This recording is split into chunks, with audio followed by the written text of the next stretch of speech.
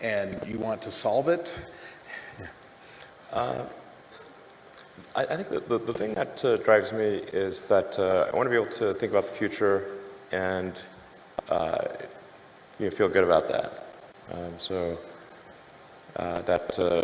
We're doing what we can to have the future be as good as possible, to be inspired by what is likely to happen, and to look forward to the next day. So that's what really drives me is trying to figure out how do we make sure that things are great and going to be so, and that's the underlying principle behind Tesla and SpaceX. Is that I think it's pretty important that we accelerate the transition to sustainable generation and consumption of energy.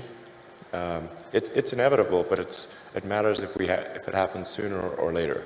And then SpaceX is about helping make life multiplanetary, and doing what we can to continue the dream of Apollo, and ultimately make a contribution to life becoming multiplanetary. I think, particularly for Americans, think about America is a nation of explorers. People came here from other parts of the world that, chose to give up the known in favor of the unknown. So I think exploration, I think the United States is a distillation of the human spirit of exploration. So that's why it appeals to Americans so much. You can see this when, say, there was a shuttle tragedy, and 7 people died, and that's terrible. But a lot of people die all the time. But why do we care so much? Because it was the dream of exploration that was dying along with those people. In the United States, the rules are still better than anywhere else.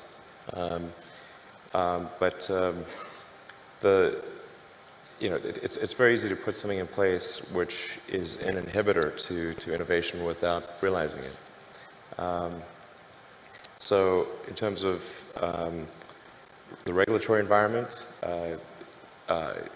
it's always important to bear in mind that regulations are immortal, and they never die unless somebody actually goes and kills them, and then they get a lot of momentum.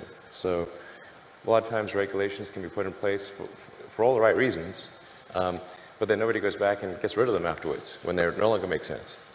And there used to be a rule in the early days when people were concerned about automobiles, because that was a pretty scary thing to see a carriage just going wrong by itself.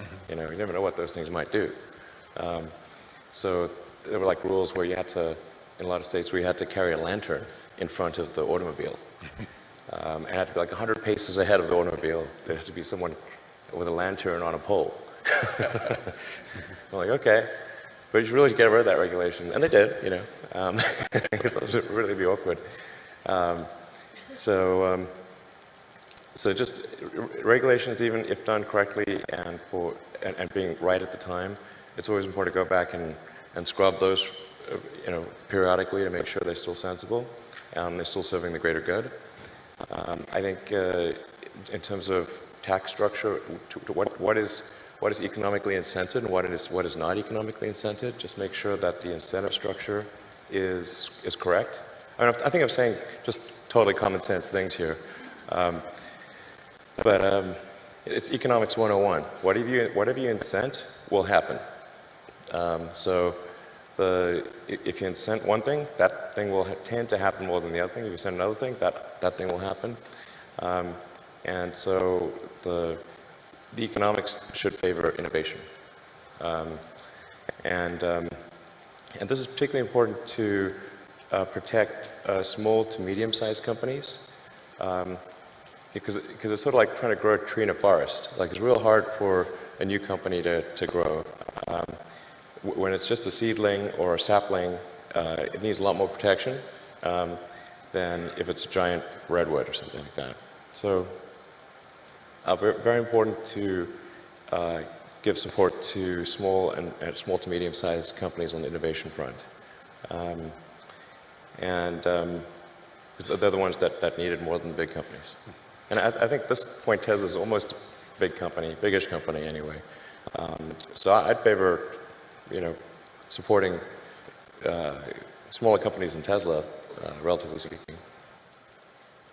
Yeah, probably in 10 years, more than a half of new vehicle production is electric in the United States. And China's probably going to be ahead of that, because China's been super pro-EV. I don't think a lot of people know this, but China's environmental policies are way ahead of the U.S. Like, their mandate for renewable energy far exceeds the U.S.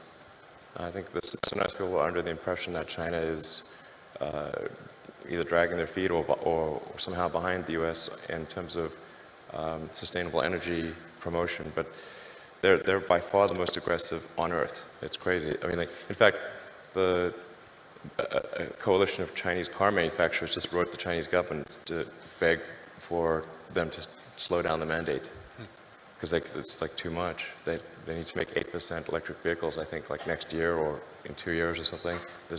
They can't physically do it. So China's by far the most aggressive on electric vehicles and solar. That's a common misperception that they're not. There's one Google search away to figure